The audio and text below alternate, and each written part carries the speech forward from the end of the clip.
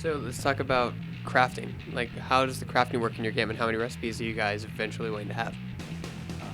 So crafting is a huge pillar in H1Z1. It's one of the staples of the game. It's how you survive. Everything you craft, essentially, you can kind of say, this is going to help me survive. And as you gain things in the world by finding them in the ground, or you chop a tree down, or you loot another player, you can discover new crafting recipes that you haven't learned yet through our discovery system. So basically, we're tying everything into that. All the things you find, all the things you craft are going to help you survive in our game. So players are really going to want to learn as much as they can about crafting. How are you guys handling death in your game and infection? Well, so like, death right now is permadeath. You die, you lose everything except the crafting recipes you've learned. But you start again with nothing. Just an axe and a flashlight.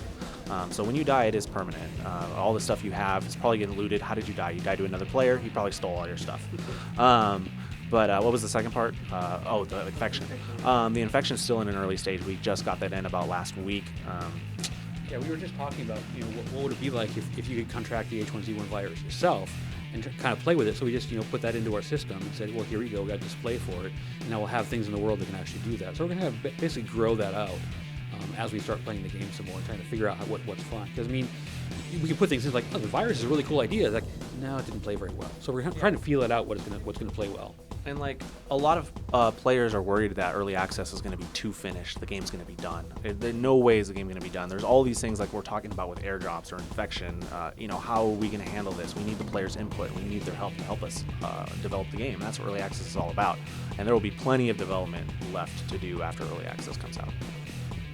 Now, during your demo, I saw a lot of things you could craft. I saw you guys crafting spikes. Will you be able to actually build strongholds or just reinforce current ones? You can kind of do both. You can craft a door that basically, or a wooden structure door thing, and you can put it on the window, and now you've barricaded yourself with the window. Or you can craft a structure. You can craft a big shack and it places it right in the world. So you can do both. And we just implemented a decay system, so where if you craft a shack and you don't maintain it, or you just leave forever, it's going to go away, and players are going to be able to destroy it. So that's just part of the building right now in H1Z1. One thing to keep in mind about the building, though, is building a huge building makes a lot of noise, and that attracts a lot of things. Yeah. Putting up a board in the door in a building that's already there is a lot quieter, probably safer.